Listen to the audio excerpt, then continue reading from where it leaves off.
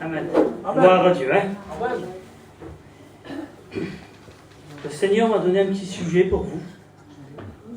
C'est pas pour l'église de Valenciennes, ce n'est pas non plus pour l'église de Lille, c'est pour l'église d'Aniche. Et puis, c'est pas simplement pour l'église d'Aniche, mais c'est surtout pour celui et celle qui est présent Amen. et qui écoute la parole de Dieu. Vous Amen. comprenez? On peut être de l'église d'Aniche, on peut être de l'église de Valenciennes, qu'importe, Seigneur. Le principal, c'est qu'on a accepté Jésus. Amen. Vous comprenez? On est tous ensemble, malgré qu'on est dans des églises différentes, mais on est tous ensemble, on travaille pour le même maître. Amen, gloire à Dieu. Alors le Seigneur m'a donné une pensée sur le service. J'ai bien aimé Monty, comme elle a parlé, servir le Seigneur. Jason a touché un mot aussi. C'est important. Le service. Alors tu vas me dire, mais tu vas voir, moi je suis une femme. Je ne peux pas faire le travail que Jason fait. Je ne peux pas faire ton travail. Une femme, c'est limité dans le service du Seigneur. Et puis, tu as raison. La Bible nous enseigne que la femme ne doit pas enseigner. C'est une doctrine de la Bible. Et puis, vous le savez, les sœurs, vous comprenez, hein? Mais une femme peut servir. Et dans la Bible, il y a une femme qui a servi Jésus. Elle l'a servi de tout son cœur jusqu'à la fin.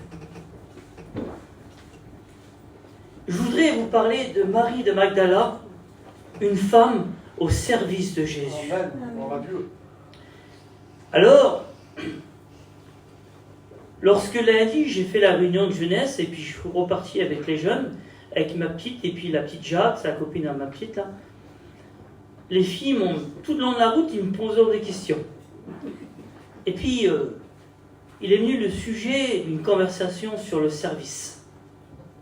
Puis une des deux filles, je ne me rappelle plus c'était qui, m'a dit, mais si par exemple mon mari, qu'il n'est pas chaud bouillant pour l'évangile, ben moi je serai tiède.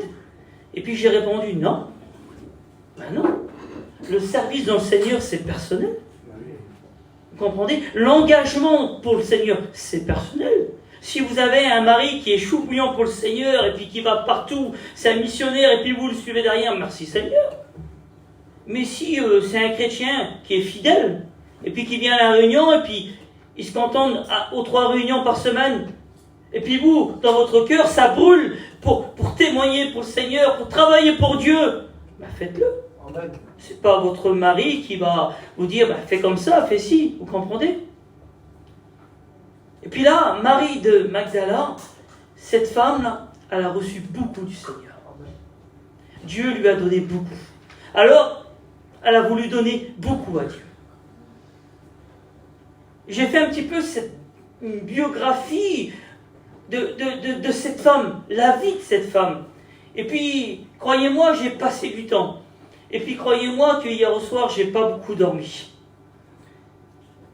Marie est née à Magdala. C'est pour ça qu'on l'appelle Marie de Magdala.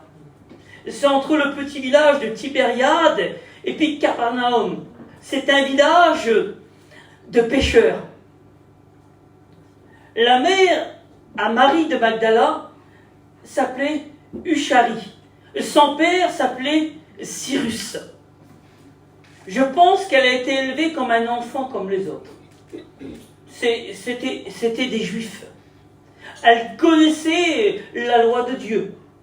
Mais au bout d'un moment dans le parcours de sa vie, elle a décidé elle-même de prendre sa vie en main. Et puis, vous connaissez l'histoire de cette femme. La Bible nous dit comme cela qu'elle a été possédée de 7 démons. C'est une chose terrible. Pour être possédée de 7 démons, il faut faire de la magie noire, il faut invoquer les morts, et puis toutes sortes de choses qui est interdit selon la loi hébraïque. Mais cette femme, elle a franchi l'interdit. Et puis bien sûr, je ne sais pas combien de temps elle était possédée. Je ne sais pas, la Bible ne le dit pas. Et puis, sur son chemin, elle a rencontré Jésus. Amen. Et puis, elle a été délivrée. Amen. Et puis, cette femme a pris son courage à 2 mains. Et elle a voulu servir le Maître. Amen. De tout son cœur, de toute sa force.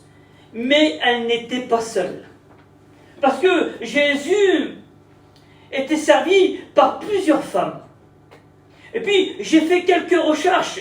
J'ai trouvé quelques noms de ces femmes.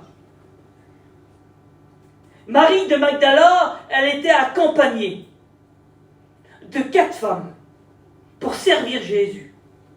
L'une d'elles s'appelait Jeanne, l'autre Suzanne, l'autre elle s'appelait Marie, mère de Jacques, le mineur, et la dernière, Salomé.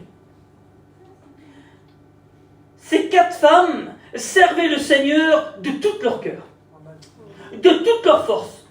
Parmi ces femmes, il y avait des grands-mères, il y avait des femmes mariées, il y avait des femmes célibataires, mais ils servaient le Seigneur de tout leur cœur. Amen. Ils ne prêchaient pas l'évangile, ils ne chassaient pas les démons, mais ils servaient le Seigneur. Certainement qu'ils témoignaient de l'amour de Dieu aux autres femmes. Certainement qu'ils servaient Jésus dans les tâches ménagères, mais c'était un service indispensable. Pour nourrir Jésus, pour nourrir les disciples, les femmes étaient là, puis ils le faisaient de tout leur cœur, de toute leur force. Et puis ils étaient utiles. Et puis moi je crois que c'est Dieu qui les a placés Amen. près de Jésus. Amen. Vous comprenez? Comme vous les sœurs, Dieu vous place. Amen. Même que vous n'avez pas le ministère, mais Dieu vous place. Vous comprenez? Vous êtes au service du Seigneur. Et puis, peut-être des fois, et puis je le dis comme ça, Seigneur, dans votre cœur, ça brûle. Et puis vous dites, mais je suis inutile. Je suis inutile. Et moi, en travers cette parole que le Seigneur a mis dans mon cœur, je vais te prouver qu'une femme n'est pas inutile dans l'œuvre de Dieu. Au contraire, elle est très utile. Vous comprenez? Vous voulez qu'on reprie le Seigneur? Amen. Amen. Moi, je sens dans mon cœur que c'est un mot qui vient de Dieu. Amen. Et tu as besoin d'entendre ce mot. Amen. Amen. Alléluia. Sonny, tu pries le Seigneur? Seigneur, nous bénissons ton nom et nous louons ta grâce. Alléluia. Je loue ta grâce, que c'est toi l'auteur de la bénédiction. Oh Seigneur, toi, ton serviteur que tu as choisi. Seigneur, le mot qui est dans son cœur, Seigneur, que le Saint-Esprit, maintenant, Seigneur, se révèle à lui. Que, Seigneur, les mots que tu veux qu'il dise, que toi, Seigneur, tu te sers de lui maintenant. Parce que tu es celui qui nous parle, Seigneur. Tu es celui qui nous conseille. Tu es celui qui veut qu'on travaille pour toi. Alors je bénis ton nom maintenant pour ta gloire. Saisis-toi de ton serviteur, que ta parole parle au cœur et aux vies, Seigneur. Merci pour ta grâce. Au nom de Jésus. Amen. Je sais, Andrea, qui note beaucoup. Tu peux retrouver les noms de ses sœurs dans Luc 8, verset 1 et dans Marc 15, verset 40. Dans Luc 8, verset 1, il est dit comme cela. Jésus allait de ville en ville, et de village en village, prêchant et annonçant la bonne nouvelle du royaume de Dieu.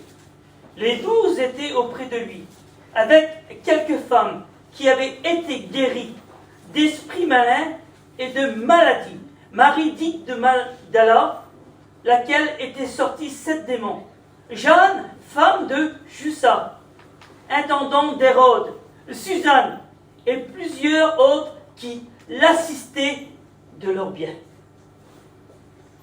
Là, on s'aperçoit d'une chose. Parmi ces femmes-là, il y avait des femmes qui étaient très riches. Il y avait une femme d'un intendant. C'était un homme très haut placé et qui gagnait beaucoup d'argent. Et là, la Bible nous dit comme cela que ces femmes, mettaient leurs biens au service de Jésus. Amen. Et puis, je m'ai posé une question. J'ai dit, Seigneur, ils n'avaient pas besoin de faire ça, ces femmes. Lorsque Jésus bénit quelqu'un, lorsque Jésus guérit quelqu'un, il n'attend rien en retour, Jésus. Simplement de l'aimer, c'est tout. Vous comprenez? Mais ces femmes, tellement qu'ils ont été bouleversés par les paroles de Jésus, tellement qu'ils ont été bénis, tellement que leur vie a été changée. Parmi elles, une femme a été délivrée. Parmi ces femmes, une femme a été guérie. Alors, ils étaient tellement reconnaissants. ils ont voulu suivre Jésus. Avec leurs faibles moyens, avec leurs faibles capacités, mais ils voulaient le servir de tout leur cœur. Ah, certainement qu'il y a eu des oppositions, peut-être même parmi les apôtres. Jésus, on ne va pas s'embarrasser de quelques femmes. Ils vont nous retarder. Mais Jésus, lui, il ne regarde pas l'apparence. Il regarde au cœur. Il regarde au désir. Et peut-être dans ton cœur, ça brûle, ça brûle, ça brûle, pour être utile pour le Seigneur. Mais voilà, il y a des obstacles, il y a des murs. L'ennemi met des bâtons dans les roues. Et puis c'est compliqué de servir le Seigneur. Et puis il y a les critiques. Ah, tu te prends pour quoi? Pour un pasteur? Je l'ai déjà entendu, hein. Vous comprenez? Mais voilà, le cœur est tellement reconnaissant. Le cœur est tellement vrai. Mais Seigneur, comment je pourrais travailler pour toi? Comment je pourrais être utile pour toi, Seigneur? Alors ces femmes étaient utiles. Ils donnaient leurs biens, leurs aumônes à Dieu. Mais ils témoignaient autour d'eux que Jésus était le Fils de Dieu. Certainement que même, ils ont même conseillé même des femmes même, qui ont passé dans ces problèmes, dans ces difficultés, et puis qu'ils ont été trouvés. Mais nous, on connaît quelqu'un qui s'appelle Jésus. Et puis peut-être Marie de Magdala, c'est pas écrit, mais certainement. Moi, j'étais possédé, moi. J'étais possédé de cette démon. Mais un jour, j'ai rencontré le Maître sur le chemin. Il ne m'a pas rejeté. Il ne m'a pas dit un mot humiliant. Non, il m'a délivré. Tu peux faire de même. Va voir Jésus. Il y a les réponses, il y a la solution. Et puis cette femme qui était malade, elle était certainement condamnée par la médecine. Et puis elle a trouvé ses femmes. Jésus m'a guéri. Va trouver le Maître. La Bible nous dit comme cela que le témoin fidèle sauve des âmes. Amen. Il n'est pas question du pasteur, mais il est question du témoin, du témoignage. Le témoin fidèle sauve des âmes. C'est être au service du Seigneur, ça. C'est vrai que vous ne pouvez pas prêcher l'évangile. C'est vrai que vous ne pouvez pas prier pour le pain et puis le vin le dimanche matin. C'est vrai que, Seigneur, vous ne pouvez pas prier pour les offrandes, pour les malades, excusez-moi. C'est vrai, c'est vrai. Mais vous êtes utile dans l'œuvre de Dieu. Sonny, Jason et moi, on ne peut pas aller où vous pouvez aller. Vous comprenez ça? Vous témoignez autour de vous que Jésus est vivant à des sœurs, à des femmes qui sont dans la détresse, que nous, on ne peut pas aller, mais que vous avez l'accès. Et puis ces femmes avaient l'accès. Alors j'ai mis ce petit point, au service du Maître. Lorsqu'on sert le Seigneur, il y a des bons jours, mais aussi il y a des mauvais jours. Et puis là, dans Luc 8 et verset 1, c'est un service au bon jour. La Bible nous dit comme cela que Jésus prêchait l'évangile. Il y avait des miracles autour de ces femmes, c'était extraordinaire, Seigneur. Les malades étaient guéris. Les aveugles recouvraient la vue.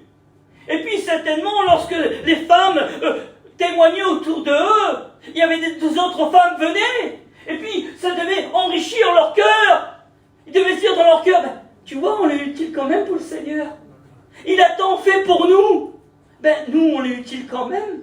Ça devait être des moments de joie. Et puis, comment qu'ils devaient être bénis? J'imagine un petit peu, Seigneur. Certainement que les sœurs devaient se réunir ensemble. Les quelques sœurs qui étaient là dans le service du Seigneur. Et certainement qu'ils devaient avoir des journées de prière, des journées de jeûne. Et puis même, ils avaient même des projets en commun. Voilà, t'as vu Jeanne, t'as vu Marie. Là-bas, il y a des sœurs, là-bas, des femmes qui sont dans la détresse. On n'irait pas les voir. On ne leur parlerait pas de Jésus. On n'amènerait pas Jésus vers eux. Ça devait être une chose terrible, Seigneur. Comment que ça devait être réjouissant dans leur cœur. Comment qu'ils devaient se sentir utiles dans l'œuvre de Dieu. Ça devait être merveilleux, Seigneur. Vous savez que Jésus ne fait rien au hasard. Hein. Si Jésus a laissé ces femmes le servir, c'est pour une bonne raison. Hein. Dans la Bible, ce n'est pas écrit, mais certainement qu'ils ont dû accomplir de grandes choses pour le Seigneur. J'en suis sûr et certain.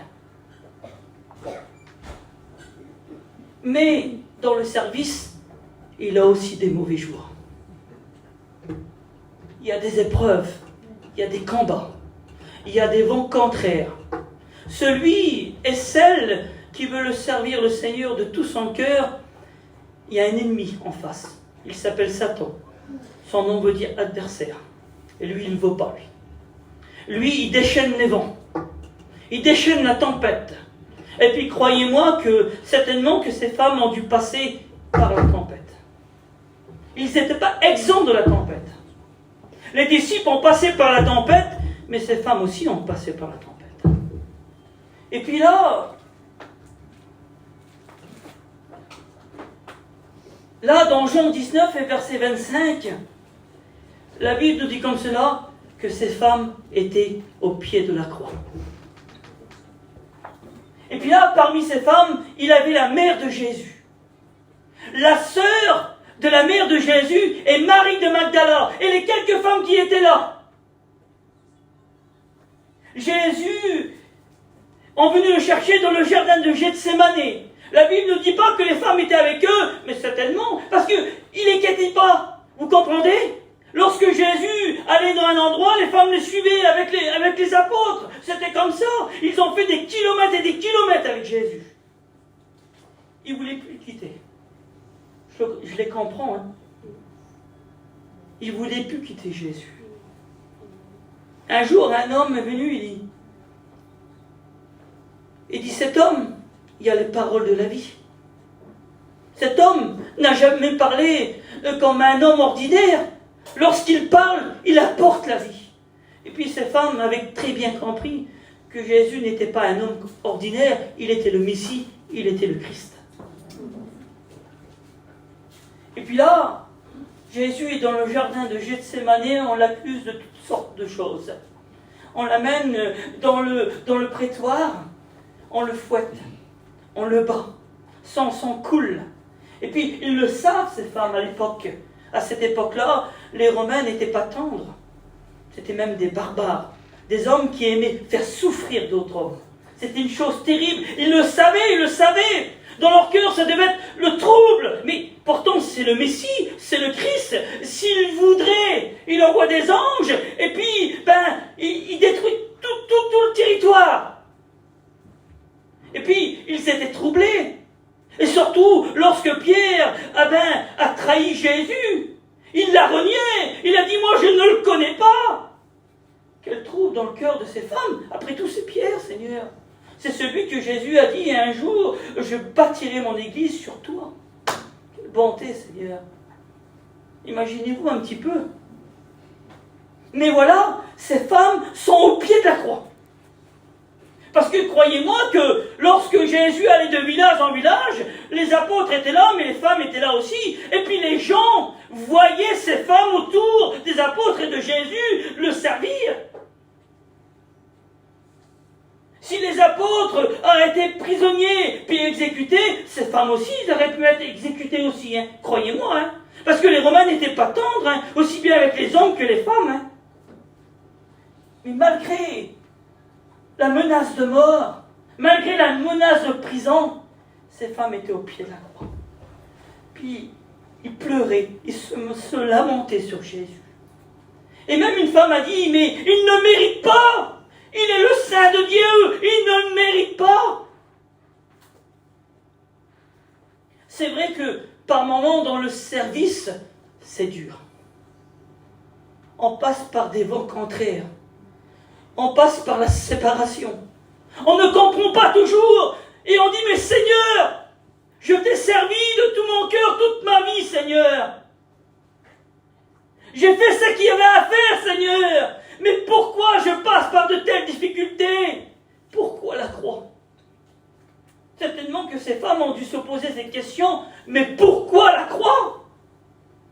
Et puis là, il avait la mère de Jésus qui était là. La Bible nous dit comme cela. Dans Jean 19 et verset 25. il avait Marie de Magdala. Il avait la sœur de Marie qui était là. Et certainement les autres femmes, Suzanne, Jeanne, qui étaient là entourées. Marie, la mère de Jésus, la consolant, priant Dieu, pleurant avec elle. Quelle femme extraordinaire. Les apôtres se sont enfuis. Seul Jean était là, le plus jeune. C'était un enfant. Mais Pierre, Matthieu, et puis tous les hommes qui étaient là, qui entouraient Jésus, Judas l'a trahi. Il en restait 11. Un seul des apôtres était avec les femmes. Et tout le monde se sont enfuis, terrorisés. Et les femmes étaient là, risquant leur vie. Mais ils étaient au pied de la croix. Ils ne voulaient pas abandonner Jésus. Il était dans sa vie jusqu'au bout, jusqu'à la mort. Quelle bonté, Seigneur. C'est un exemple, ces femmes. Alors tu te dis, mais moi, je suis inutile. Non, tu es utile. Dans tes prières, dans tes jeûnes, dans tes aumônes, dans les témoignages que tu fais autour de toi, tu es utile pour Dieu. Tu es au service du Seigneur. Tu es enrôlé dans une armée. Et cette armée s'appelle Jésus-Christ. Et c'est l'étendard. C'est la foi. Oui. C'est par la foi. La Bible nous dit comme cela que nous verrons Dieu. Et puis ces femmes, ils avaient la foi. Ils savaient qui était le Messie. Ils savaient que Jésus était le Christ. Mais ils ne comprenaient pas. Ils ne comprenaient pas. Mais ils étaient là. Ils étaient là, au pied de la croix, risquant leur vie. Et là, Jésus est crucifié. On le descend de la croix. On le mit dans un tombeau. Imaginez-vous dans quel désarroi ces femmes se trouvaient. Parce que Jésus, c'était tout pour eux. C'était tout pour eux. C'était le Sauveur. C'était celui qui un jour, qui les a relevés, qui les a guéris, qui les a délivrés. Et puis lorsque Jésus parlait, ils buvaient ses paroles. Ils étaient admiratifs devant Jésus. Ils voulaient le servir même jusqu'à la mort. Un jour, Pierre a dit comme ça à Jésus, je te servirai même jusqu'à la mort. Et puis Jésus a dit, oui, tu vas mourir pour moi. Mais Pierre l'a trahi. Et certainement que ces femmes étaient là. Et puis peut-être même dans leur cœur, ça résonnait. Moi aussi, Seigneur, je vais te servir jusqu'à la mort. Moi aussi, Seigneur. Parce qu'on voit là, Seigneur, il n'y a pas une femme qui parle. Il n'y a pas une femme qui se met en avant. Il n'y a pas une femme qui se croit plus grande que l'autre. Ils sont tous ensemble, unis pour servir le Maître. Il n'y a pas de plus grande. Il n'y a pas de plus forte.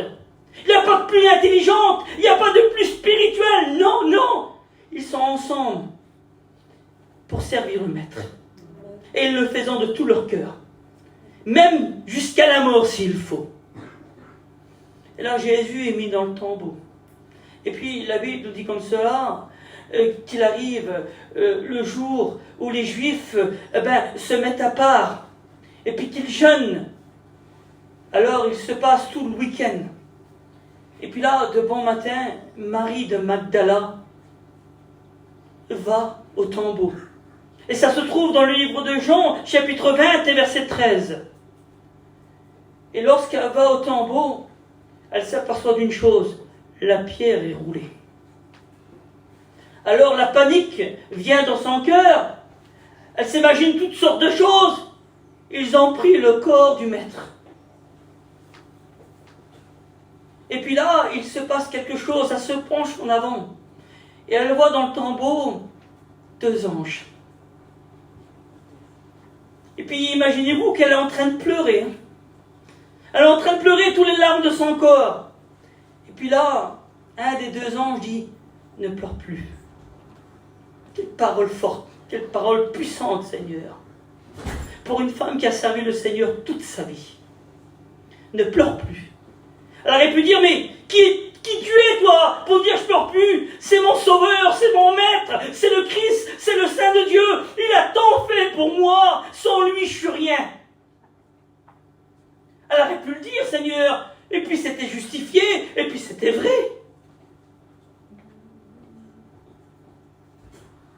Et puis là, elle se retourne à voir un personnage. Elle pense que c'est le jardinier. Et puis lui, à son tour, il dit, ne pleure plus. Et là, son cœur s'ouvre. Son regard s'ouvre. Et elle dit en hébreu, Rabboni, bon maître. Quelle bonté. Elle reconnaît le Sauveur. Elle reconnaît que c'est celui qui un jour qui a été crucifié sur la croix, mais qu'il est ressuscité. Imaginez-vous la joie dans son cœur. Imaginez-vous le bonheur. Certainement, elle devait repasser toutes ces expériences qu'elle a fait avec le Seigneur, tous ces messages merveilleux. Et même que c'était dur pour elle, même que c'était compliqué, même qu'il fallait marcher pendant des heures et des heures, ça voulait le coup. Et là, devant elle, il y a le Maître. Il y a celui qu'elle chérit, et celui qu'elle aime de tout son cœur, de toute sa force. Elle est même prête à donner sa vie pour lui. Et puis là, Jésus va lui confier une mission. Il va dire, va dire à mes frères, aux apôtres, que je suis ressuscité. Amen, amen. La mort m'a pas vaincu. Va dire à mes frères que je les attends là-bas. Alors, je pense quelque chose. Quelle femme de confiance. Quelle confiance qu'elle avait de la part du Seigneur. C'est pas n'importe quelle mission, les sœurs, hein. Jésus est ressuscité, les apôtres sont sauvés, ils sont terrorisés. Et puis là, cette femme va même au tombeau, tant pis. C'est pas grave, même si les Romains viennent et puis me font du mal, c'est pas grave. Moi, je vais aller au tombeau, moi. C'est pas grave, même que je risque ma vie. Et puis là, elle reçoit la bénédiction. Elle reçoit la bénédiction dans le service. Et puis Jésus lui confie une mission. Quelle femme de confiance, Seigneur Jésus. Elle a fait ses preuves, cette femme. Elle a fait ses preuves aussi bien au regard de Jésus, au regard des apôtres, mais au regard de tous ceux qui l'allaient observer là. Et puis certainement que les gens là, qui l'accusaient, qui disaient, mais t'as vu, elle était comme ça avant. Et puis d'autres disaient, mais non, c'est vrai qu'elle était comme ça, mais elle a changé, c'est devenue une femme de Dieu. Seigneur Jésus. Et tu vois comment qu'elle sert le Maître de tout son cœur, de toute sa force. Elle est utile pour le Maître. Amen. Jésus sait reconnaître celui et celle qui est vrai. Amen. Et puis là, elle court vers les apôtres. Elle voit Pierre et Jean, elle dit, j'ai vu le Maître. Pierre ne va même pas poser de questions. Il ne va même pas lui dire, mais t'es une menteuse, parce qu'il connaît Marie, c'est une femme de Dieu. Elle raconte pas n'importe quoi, elle.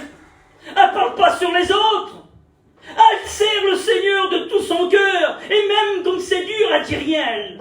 Au contraire, elle sourit. Parce qu'elle aime le servir.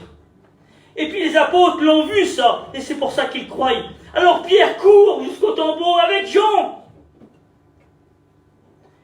Et puis ils allaient à la rencontre du Seigneur. Où Jésus les avait invités. Et puis il explique toutes sortes de choses. Et il dit comme cela, ne quittez pas Jérusalem. Vous allez avoir une bénédiction. Et ils ont reçu la bénédiction. Le baptême dans l'esprit, la chambre haute. Alors dans le service, il y a la persévérance, mais aussi il y a l'obéissance. Ces deux choses, on ne peut pas les retirer. Il y a la persévérance et l'obéissance dans le service. Dans le livre des Hébreux, chapitre 10, verset 36, il dit comme ça, « Car vous avez besoin de persévérance. Après avoir accompli la volonté de Dieu, vous obtenez ce qu'il vous a promis. » La volonté de Dieu, c'était que Jésus soit crucifié sur la croix, pour l'humanité entière. Ce n'est pas les hommes qui ont crucifié Jésus, hein. C'est Dieu qui l'a offert pour l'humanité entière. C'était la volonté de Dieu. Et puis les apôtres et les femmes qui l'accomplissaient l'ont accompli, cette volonté de Dieu. Ils ont été jusqu'au bout. Et ils ont reçu la bénédiction. Amen, amen. Ah, peut-être toi, ma soeur qui est là, peut-être tu as attristé dans ton cœur. Tu dis, Seigneur, je suis inutile, moi. Je suis une femme inutile pour toi. T'as tant fait pour moi. T'as tant fait pour mon foyer. T'as tant fait pour mes enfants. T'as tant fait pour ma vie. Je voudrais tant te servir, mais comment faire, Seigneur? Sois une femme de Dieu. Amen, amen. Sois obéissante. Persévère. Sois fidèle. Que les gens autour de toi te disent, celle-ci, elle, c'est une femme de Dieu. Que les gens t'accusent, ne trouvent pas d'accusation, non. Que les autres te défendent, qui disent non, c'est pas vrai. Elle est pas comme ça. Je vais t'expliquer comment qu'elle est. C'est une femme de prière. C'est une femme généreuse. Elle sait écouter. C'est une confidente. Elle aime Dieu. Elle persévère dans la prière. Malgré qu'on y a le vent contraire, elle est fidèle. Comprenez ça? Tu veux servir le Seigneur? Serve-le de tout ton cœur, de toute ta force. Sois un modèle pour ceux qui ne connaissent pas Jésus. Ces femmes étaient comme ça.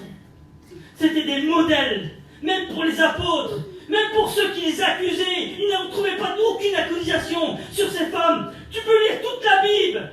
Aucune accusation est sur ces femmes. Parce qu'ils ne trouvaient pas d'accusation. C'était des femmes fidèles. C'était des femmes fortes pour le Seigneur. Ils allaient jusqu'au bout, même jusqu'à la mort s'il fallait. Vous l'avez compris, Seigneur?